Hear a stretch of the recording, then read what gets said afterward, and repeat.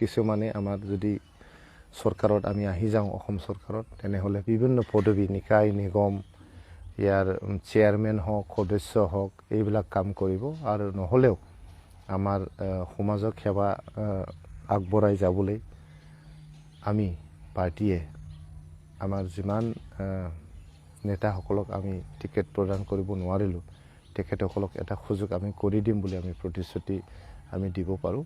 তো এটা দুটা সমষ্টি বাদ দি পেলাই আমাৰ বহুত মানে ডিচিপ্লিনভাৱে বহুত ভালকৈ আমি মানে প্ৰাৰ্থীবোৰ আমি ঘোষণা কৰিব পাৰিছোঁ কোনো অসুবিধা নোহোৱাকৈ। এটা দুটা সমষ্টিত আমাৰ হৈছে মই যিখিনি আমাৰ UPPLৰ নেতাসকলক আমি টিকেট প্ৰদান কৰিব নোৱাৰিলোঁ তেখেতসকললৈ মই একদম মই চৰি বুলি কৈছোঁ দলৰ সাধাৰণ সম্পাদক হৈ।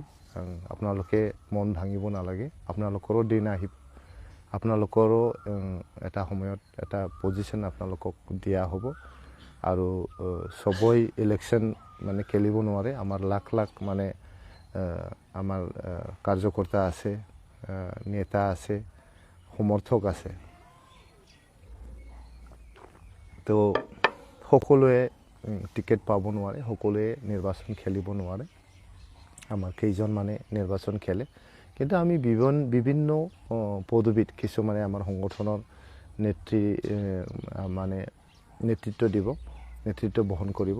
কিছুমানে আমাৰ যদি চৰকাৰত আমি আহি যাওঁ অসম চৰকাৰত তেনেহ'লে বিভিন্ন পদবী নিকায় নিগম ইয়াৰ চেয়াৰমেন হওক সদস্য হওক এইবিলাক কাম কৰিব আৰু নহ'লেও আমাৰ সমাজক সেৱা আগবঢ়াই যাবলৈ আমি পাৰ্টিয়ে আমাৰ যিমান নেতাসকলক আমি টিকেট প্ৰদান কৰিব নোৱাৰিলোঁ তেখেতসকলক এটা সুযোগ আমি কৰি দিম বুলি আমি প্ৰতিশ্ৰুতি আমি দিব পাৰোঁ।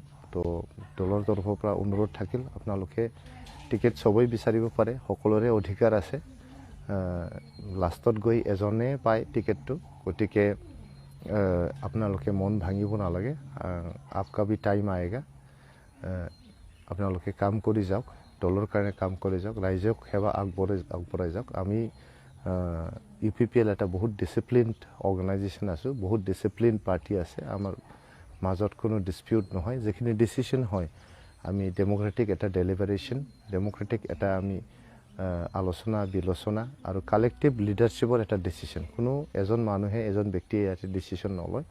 আমাৰ ইয়াতে কালেক্টিভ লিডাৰশ্বিপ আছে আৰু আমাৰ ইণ্টাৰনেল ডেম'ক্ৰেচি আছে আৰু ডিচিশ্যনটো আমি কালেক্টিভ ডিচিশ্যনে লওঁ।